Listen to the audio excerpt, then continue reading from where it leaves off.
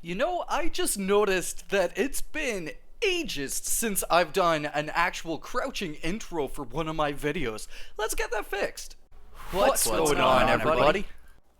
So that was a little ridiculous, but anyway, what's going on, everyone? Hopefully you dudes are doing amazing. I am doing fantastic myself. Welcome to episode number 7 of my Let's Play through Generation Zero here, and we've got an absolute banger of an episode ahead of us. So this episode is going to be a little bit of a wombo combo for you dudes. Basically, we're going to be gathering all of the tier 2 crafting schematics. With the introduction of higher tiered crafting schematics, I really want to get my hands on every single tier 2 that I can, so that way when I start picking up other crafting schematics from rivals, I'll be able to actually approach them. And then also on top of that, I've desperately needed a mule on my PC playthrough here. On my console playthrough, I actually had 2 mules running ever since the beginning of the game, ever since its launch. And so here on PC, especially with this new inventory, I think I can trim it down to just 1 mule, only wasting 1 character slot. So let's get started with the mule, and then let's start looking for some of these crafting schematics. So this here's Lucas. Lucas really likes carrying stuff, and I mean a ton of stuff. So let's get his skills to kind of reflect that. All we're going to need to make our mule is just 4 skill points, just 4 levels, which is going to be super easy to grind up here in Generation Zero in its current form, because we now have the harvester, hunter, farming methods. And honestly, I've said it before, but I cannot say this enough. Having EXP farming methods here in Generation Zero is blessed. It's honestly one of the best things that I think we've gotten outside of like crafting and experimental weapons. Now for a loadout, we're going to be rocking the typical PVG 90 at the 5 crown level as opposed to the experimental level, simply just for a bit of a change of pace for me. Then we're also going to be rocking the AG4, just for that extra damage potential on this guy, because at level 1, he's a little bit of a wimp. And then on top of that, we're going to run the 12 gauge shoddy, because I just got that, so I want to use it a little bit. And then the experimental clock, just in case if we ever need to have like a last minute desperation EMP attack. Now, I always like initiating a new character by bringing them off to the hunter just beside Ittervik here and taking down that hunter. I feel like it's a bit of a rite of passage that I take with most of my characters. Now with the initiation out of the way, let's look for a harvester. Now back with our main character, I have actually picked up 2 of the tier 2 crafting schematics already, so I'm just going to show you guys the spots for these really quickly. So the first spot is just over here, right at the very edge of the trench line in the farmlands, where you can find a kind of little makeshift command center.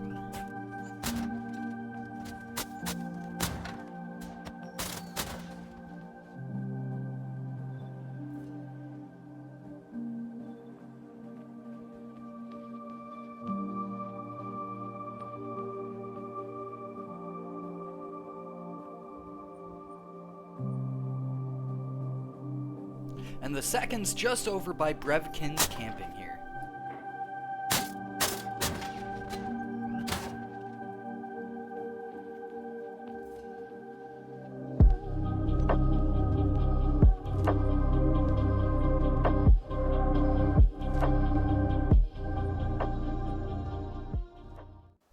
Now for our next spot, we're going to be coming on over to Hissing of Furin over here, and this schematic is pretty much right across the street from the Hissing of Furin data center, actually.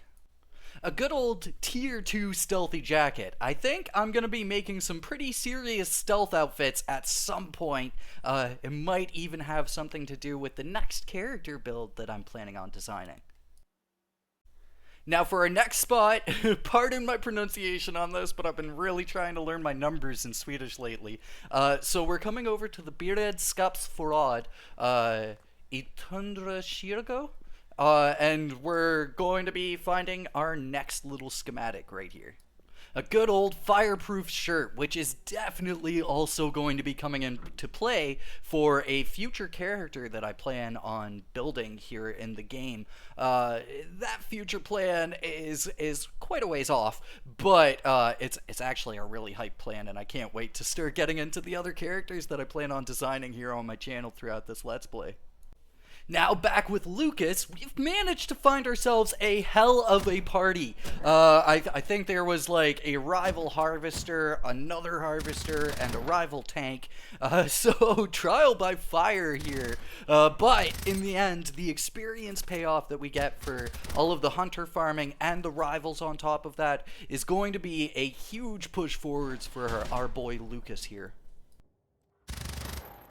And now we're going to come off to another Burad Skepsfrod, just near the Sovradsburg data center, just a little bit south of the ring fort, and we're going to be picking up some bulletproof pants.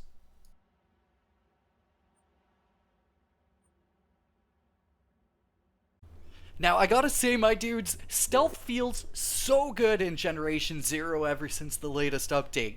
The machine awareness feels a lot more kind of forgiving, and the addition of prone is just magnificent. Honestly, I've been able to capture such good footage utilizing prone and utilizing the stealth that it offers. And then on top of that as well, we can finally mount proper sneak attacks against the machines here in the game. Like we could before, but most of the time you would wind up getting caught before you actually started engaging the machines, unless if you were sniping or, you know, doing something from like a much further distance. But nowadays, you can get up close, really close to the machines, and I feel like it opens up the potential for like traps and so much else. Prone, really surprisingly, is the sleeper smash hit from Phoenix Rising.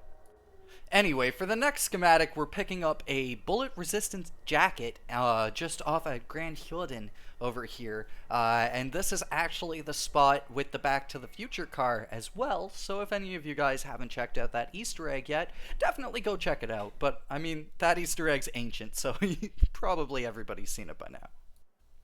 Back on the topic of stealth, though, we're coming on over to Lilla Dearbo over here to pick up a camouflage shirt. And actually, I'm kind of curious, would you dudes want to hear some tips and tricks on stealth from ya boy Tenebris here? If you would, let me know down in the comments below. I've been having a ton of fun with stealth now that it feels properly implemented into the game. So yeah, let me know in the comments. Now let's check back in with Lucas. Now things are going pretty smooth for our boy Lucas here. We're just getting the harvester set up so that we could start doing our farming proper without him raining a whole bunch of missiles down upon us. But things started to get a little bit out of hand. So I didn't notice that there was another harvester, a military harvester, just right nearby me, and so the hunters from him managed to sneak up on me. But it just meant more experience for Lucas in the end.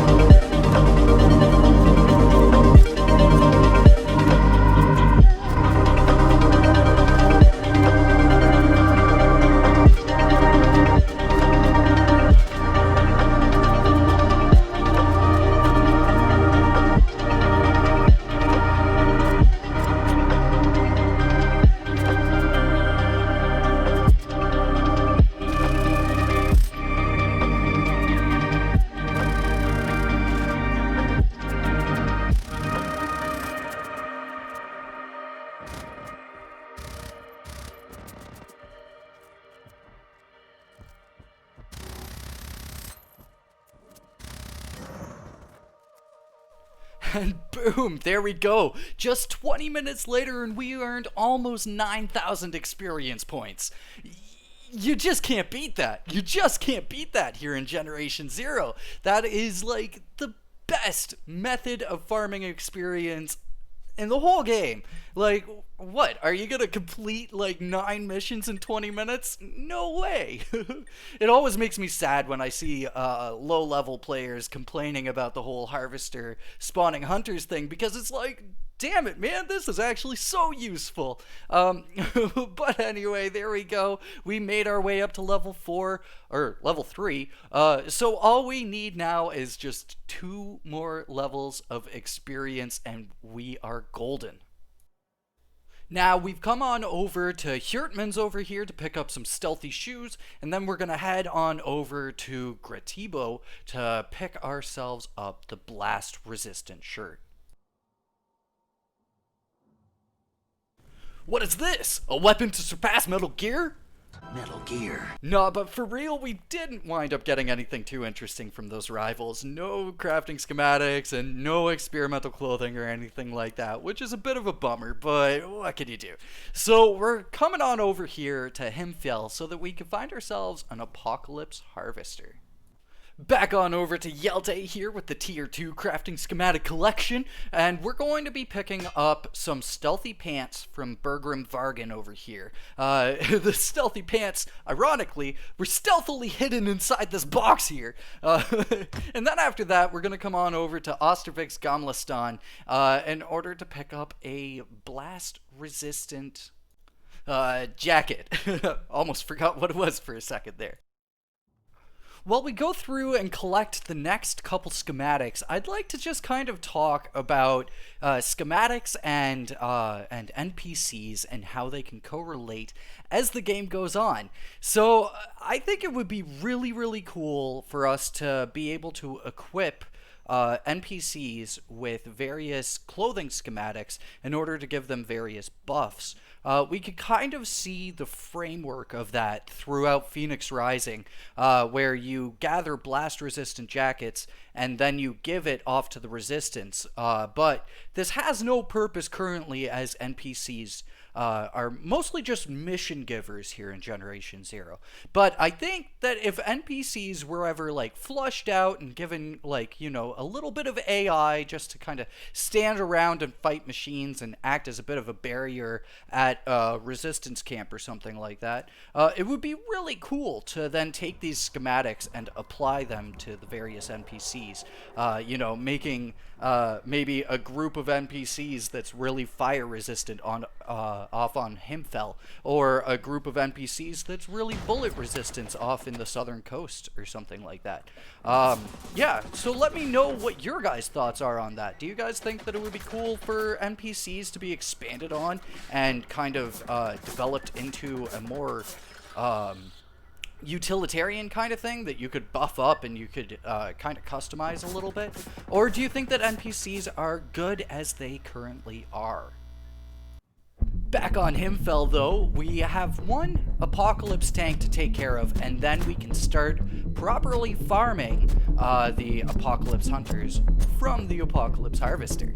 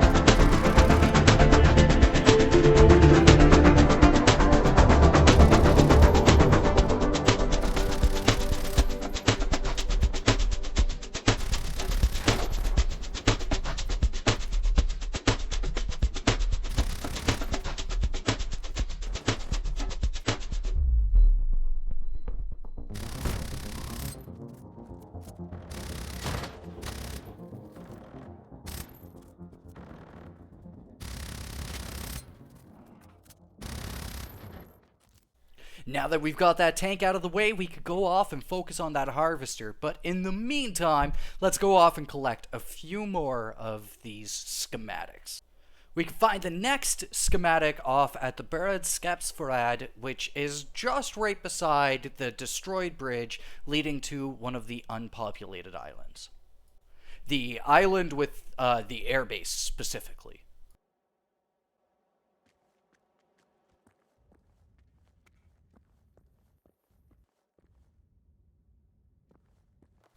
Now let's pick up the camo jacket as we're treated to a rather excellent sunset reflecting off of Lake Avern here.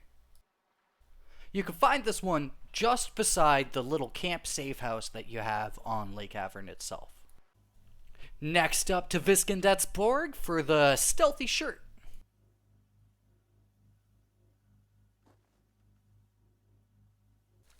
A short bike ride along the coast, and we are coming off to Tofta Camping for our next one.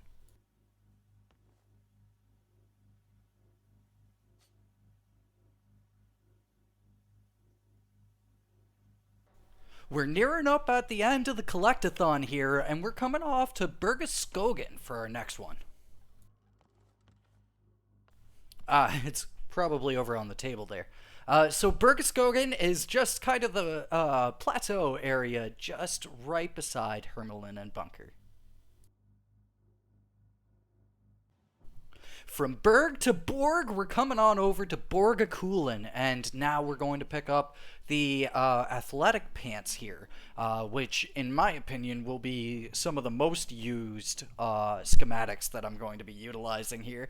I really, really hope that I could get my hands on a 5-crown athletic set. Now we can finally get to farming the Apocalypse Hunters.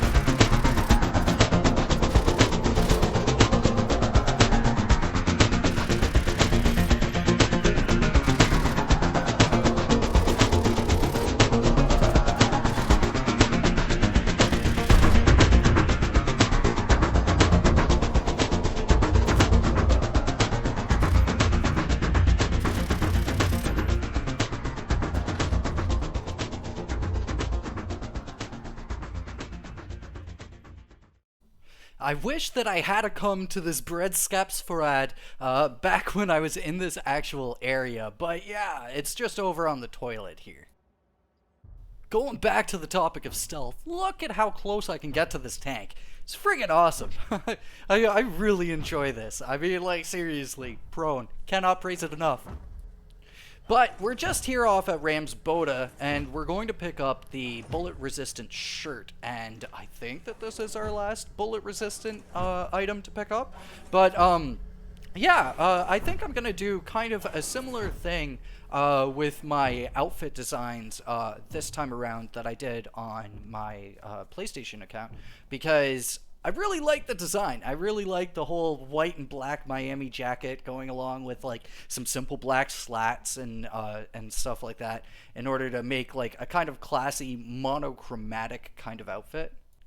Are you guys interested in outfit designs here in Generation Zero? I really enjoy the kind of motif of some slightly more ethnic Swedish clothing, and then also as well the kind of time period stuff from the 80s moving into the early 90s.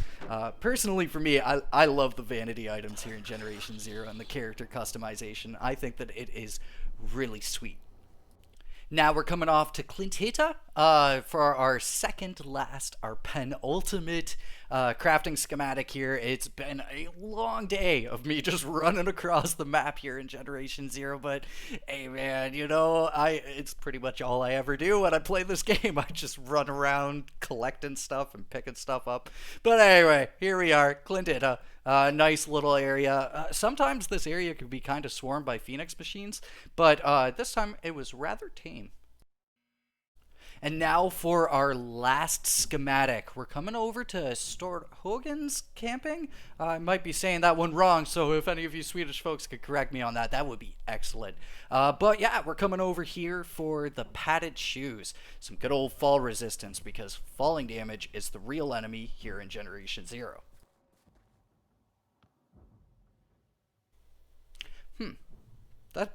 That's a little funny. I think that there's a chair inside. What the fuck? So there we go. Lucas is done. The mule is complete. We've got all the crafting schematics. I would say that this is an episode well done, my dudes. But, yeah, there we go. The Apocalypse Hunter farming was actually really successful. It only was about 12 minutes, and I got, like, 6,000 experience. So I think that that's really dang good. In the end, we still wound up getting quite a bit more for our efforts with the military harvesters and the prototype harvester, but that's also because there was much more hunters on the field in that situation. In this scenario, we wound up using probably less than half of the amount of ammo that we burnt against the previous harvesters, which I think is pretty solid. But now, let's clean out our plundra and let's clean out our crafting station, so that way we can have things neat and tidy for ourselves. Lucas is in full Chungus form at 300 kilograms or something like that. Jeez. But, you know, I think that this is a real big brain move that I'm making here, cleaning out my crafting station like that, because I'm going to need so many mats, like stupid amounts of mats, in order to make all of the 5 crown outfits that I'm planning on making in the future. And so having a nice stockpile of crafting materials on the side, so that way I can then go out and start gathering anew, is only going to speed up and make the process just that much more efficient, I think. But there we go, ladies and gentlemen. That is that for this episode. Hopefully you guys have all enjoyed. If you did, hit that thumbs up button. If you're new to the channel, consider subscribing, blah, blah, blah, YouTube plugs. Hopefully you guys enjoyed, though, and I will catch you guys in the next one. Until then, peace.